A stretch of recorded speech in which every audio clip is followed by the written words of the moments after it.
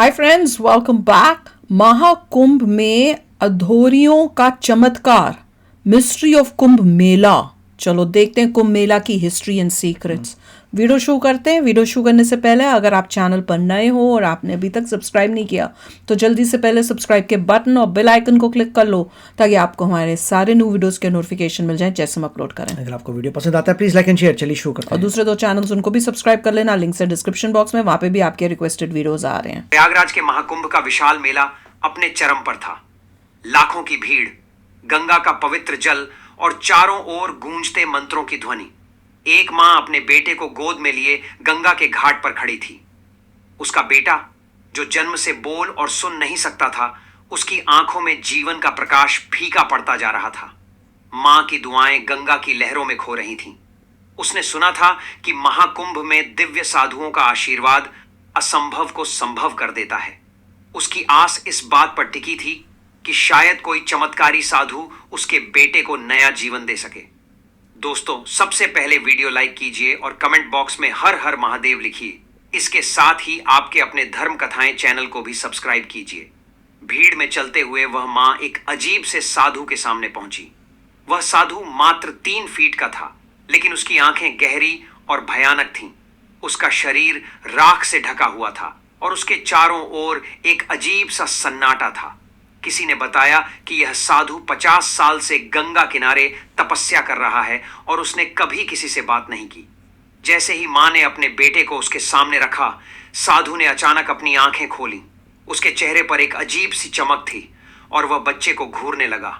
अचानक साधु ने जोर से चिल्लाकर कहा, यह बच्चा इस संसार का नहीं है। मां भय से कांपने लगी। आसपास की भीड़ भी सन्न रह गई। साधु की बात सुनकर मां की आंखों से आंसू बहने लगे। उसने हाथ जोड़कर कहा, महाराज, मैं इस बच्चे को जीवन देने के लिए कुछ भी करूंगी। साधु ने उसे गंभीरता से देखा और बोला, इस बच्चे का जन्म किसी पाप का परिणाम है। इसे बचाने के लिए तुम्हें अपनी जान की कुर्बानी देनी होगी। मां की चीख सुनकर लोगों का दिल दहल गया। वह अपनी गोद में बच्चे को कसकर पकड़े हुए फूट फूट कर रोने लगी। भीड़ में हर कोई भावुक हो गया, लेकिन कोई भी साधु के करीब जाने की हिम्मत नहीं कर पाया। मां ने अपने आंसू पोंछे और कहा, अगर मेरी मौत से मेरे बेटे को जीवन मिल सकता है तो मैं तैयार हूं। साधु ने एक अजीब मंत्र पढ़ा और गंगा के जल को अपने हाथों में उठाकर बच्चे के सिर पर छिड़क दिया। अचानक बच्चा जोर जोर से रोने लगा। भीड़ के बीच चमत्कार हो गया। जो बच्चा जन्म से मूक और बधिर था, उसने मां कहकर पुकारा।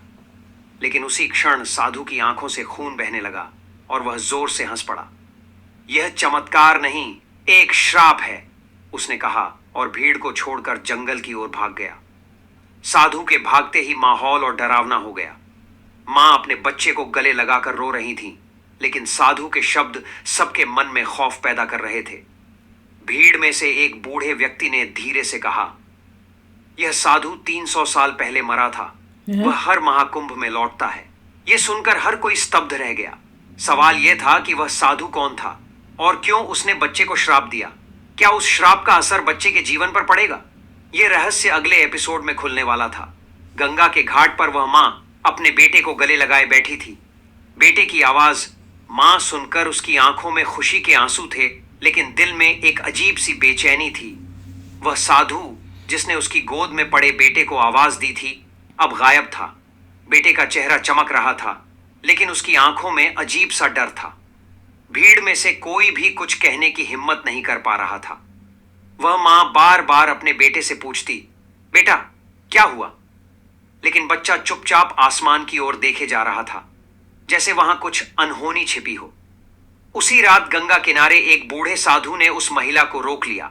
उसका चेहरा भयभीत था। उसने कांपती आवाज में कहा, वह साधु दिव्य नहीं, अपशगुनी आत्मा है। जिस पर उसकी नजर पड़ती है, उसकी जिंदगी में अंधकार छा जाता है। मां ने जैसे ही यह सुना, उसका दिल बैठ गया। उसने साधु से पूछा, क्या मेरा बेटा सुरक्षित है? बूढ़ा साधु चुप हो गया और बस एक मशाल लेकर नदी की ओर इशारा किया। तभी बच्चा जोर जोर से चीखने लगा। उसकी चीखें इतनी भयानक थीं कि आसपास खड़े लोग भी कांप गए। वह बच्चा गंगा की ओर इशारा करके रोने लगा। मां ने अपने बेटे को गले लगाते हुए चिल्लाया, भगवान, मुझे कुछ समझ नहीं आ रहा। क्या मेरे बेटे के साथ कुछ गलत होने वाला है? बच्चा अचानक बेहोश हो गया। मां की चीखें गंगा किनारे गूंजने लगीं। लोग उसे सांत्वना देने की कोशिश कर रहे थे, लेकिन उसकी हालत बिगड़ती जा रही थी। उसका दिल टूट गया था। उसने अपने बेटे को फिर से सीने से लगाया और रोते रोते कहा, हे गंगा माई, अगर मेरे बेटे को कुछ हुआ तो मैं भी जीवित नहीं रह पाऊंगी। अचानक गंगा के जल में तेज लहरें उठने लगीं। पानी का रंग काला हो गया और उसमें से एक धुंधली आकृति उभरने लगी। वह वही 3 फीट का साधु था, ओए होए। जिसकी आंखों से खून बह रहा था। वह मां की ओर देखकर बोला, मैंने तुम्हें चेतावनी दी थी। यह बच्चा मानव नहीं, एक पुराने पाप का फल है। इसे बचाने के लिए तुम्हें गंगा में खुद को समर्पित करना होगा। मां स्तब्ध रह गई। उसने भीड़ की ओर देखा, लेकिन कोई भी उसे बचाने के लिए आगे नहीं आया। तभी बच्चे की आंखें अचानक लाल हो गईं और वह जोर से हंसने लगा। उसकी हंसी मानो किसी दुष्ट आत्मा की आवाज थी। उस बच्चे की हंसी और साधु की बातें सुनकर भीड़ भागने लगी। मां ने डरते डरते बच्चे की आंखों में देखा और उसे लगा कि वह बच्चा अब उसका नहीं रहा। तभी बूढ़े साधु ने चिल्लाकर कहा, यह केवल गंगा माई का आशीर्वाद रोक सकता है। इसे तुरंत जल में समर्पित करो। मां अपने बेटे को लेकर गंगा में जाने लगी, लेकिन तभी पानी में से एक और दिव्य आवाज आई। रुको, कौन थी यह आवाज? क्या वह बच्चा सच में एक श्राप था या उसके पीछे छिपा था कोई बड़ा रहस्य? यह सब जानने के लिए अगले एपिसोड में जुड़े रहें। महाकुंभ के उस सर्द रात की ठंडक अब तक मां के दिल में बसी थी। गंगा के किनारे वह महिला अपने बेटे को सीने से लगाए बैठी थी। उसकी आंखों में अब केवल दर्द और डर था। बच्चा एकदम शांत था, जैसे कोई गहरी नींद में हो, लेकिन उसकी सांसें असामान्य थीं। मां की आंखें आंसुओं से भरी थीं। वह हर पल भगवान से यही प्रार्थना कर रही थी, हे गंगा माई, मेरे बच्चे की रक्षा करो। अगर कोई पाप हुआ है तो सजा मुझे दो, लेकिन मेरे बेटे को बचा लो। तभी गंगा के पास बैठा बूढ़ा साधु उसके पास आया और बोला, बेटी, यह बच्चा तुम्हारे साथ है, लेकिन इसे बचाने का फैसला केवल गंगा माई कर सकती है। रात के तीसरे पहर गंगा के जल में अचानक हलचल हुई। पानी में तेज लहरें उठने लगीं और उसकी सतह पर सफेद झाग उभरने लगे। बच्चा, जो अब तक शांत था, अचानक झटके खाने लगा। उसकी आंखें खुलीं और वह जोर जोर से रोने लगा, लेकिन उसकी आवाज किसी इंसान की नहीं थी। वह एक अजीब, डरावनी आवाज थी, जैसे कोई दुष्ट आत्मा रो रही हो। मां घबरा गई और बच्चे को जोर से पकड़ा। तभी गंगा के पानी में से वही 3 फीट का साधु प्रकट हुआ। उसकी आंखों में भयानक लाल चमक थी। उसने चिल्लाकर कहा, मैंने चेतावनी दी थी, लेकिन तुमने मेरी बात नहीं मानी। अब यह बच्चा तुम्हारा नहीं रहा। मां के हाथ पैर कांपने लगे। मां अपने बेटे को लेकर गंगा की ओर भागने लगी। वह रोते रोते कह रही थी, हे भगवान, मेरा क्या अपराध है? मैंने तो सिर्फ अपने बच्चे के लिए दुआ मांगी थी। उसे मुझसे मत छीनो। लेकिन बच्चा उसकी गोद में अजीब हरकतें करने लगा। उसका शरीर ठंडा हो रहा था और उसकी आंखें मां की ओर देखकर बंद हो गईं। मां ने बच्चे को जोर से हिलाया, लेकिन वह कोई प्रतिक्रिया नहीं दे रहा था। उसकी चीखें गंगा के घाट पर गूंजने लगीं। आसपास खड़े लोग भी रोने लगे। मां की आंखों से बहते आंसू गंगा में मिलकर मानो पूरी नदी को रुला रहे थे। उसी वक्त गंगा के पानी से एक तेज रोशनी निकली। रोशनी इतनी तेज थी कि सबकी आंखें चौंधिया गईं। उस रोशनी में से एक दिव्य स्त्री प्रकट हुई। उसने सफेद वस्त्र धारण किया हुआ था और उसके हाथों में एक कमंडल था। वह मां की ओर देखकर बोली, तुम्हारे बेटे का जीवन बच सकता है, लेकिन इसके लिए तुम्हें सत्य का सामना करना होगा। मां स्तब्ध रह गई। उसने कांपती आवाज में पूछा, कौन सा सत्य देवी? क्या मेरे बेटे की तकदीर पहले ही लिखी जा चुकी है? देवी ने धीरे से कहा, यह बच्चा इस संसार का नहीं, बल्कि एक प्राचीन श्राप का परिणाम है। इस बच्चे का अतीत तुम्हारी सोच से भी परे है। मां अवाक थी। उसने देवी से पूछा, क्या कोई तरीका है मेरे बेटे को बचाने का? देवी ने कहा, तुम्हें गंगा के गर्भ तक जाना होगा। वहां तुम्हें सत्य का सामना करना पड़ेगा।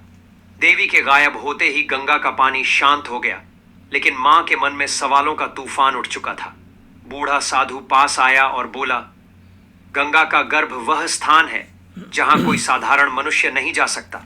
कौन सा वहां वाला? जाने का अर्थ है मौत को गले लगाना, लेकिन तुम्हें जाना होगा क्योंकि सत्य वहीं छिपा है। भाई ये बताना, ये कहानी है कि सच्चा है? मुझे तो कहानी लग रही है, पर इंटरेस्टिंग है। ये है कि अभी तक ये नहीं पता चल रहा कि बच्चा जो है वो कौन से श्राप का है। वो इंटरेस्टिंग है पता करना कि श्राप क्या था, जिसकी पुराना कोई श्राप का नतीजा है तो वो क्या है, और कैसे गंगा के गर्भ तक जाने के बाद क्या पता चलेगा वो पता करना है। पर बहुत ही मतलब जो स्टोरी बनाई है दैट इज़ सो इंटरेस्टिंग कि पहले साधु लगा कि वो जो साधु है वो कोई बहुत उस टाइप से है, पावरफुल या कुछ, और उसके बाद पता चला कि वो तो मर गया और वो ईविल है। तो उसके बाद वो ईविल साधु गंगा के अंदर कैसे निकल के आ रहा है? गंगा तो ईविलनेस को अगेंस्ट होगी, तो वही ईविल साधु बाबा गंगा में से कैसे निकल रहा है वो मुझे समझ नहीं आया। पर जिस तरह से स्टोरी बनाई कि बच्चा जो है बोल नहीं पा रहा था, कुछ नहीं, मतलब उससे ना बोल सकता था या क्या देख सकता था, ऐसे कुछ बताया। तो कैसे वो साधु जो गंदा निकला उसने उसको करके कुछ उसकी आवाज़ वापस दिला दी, पर उसके बाद उसने बताया कि ये तो बाहर किसी और दुनिया का है, मतलब कोई इवल अंदर हो सकता है बच्चे के घुसा हुआ हो। तो अब देखते हैं क्या स्टोरी है, अब आगे क्या होगा। और इसमें बहुत ही उस टाइप से था तो सच्ची में। तो चलो यार, अगर आपने सुनी हुई है तो शेयर ज़रूर करना आगे क्या होता है। तो मिलते हैं नेक्स्ट वीडियो में बहुत ही जल्द। Till then take care and bye bye. तो अगर आप मेरे इस चैनल पे नए हो तो जल्दी से सब्सक्राइब के बटन को हिट करो और बेल आइकन को क्लिक करो, ताकि आपको मेरा जब नया वीडियो मैं लगाऊं आपको उसके बारे में जल्दी से पता चल जाए।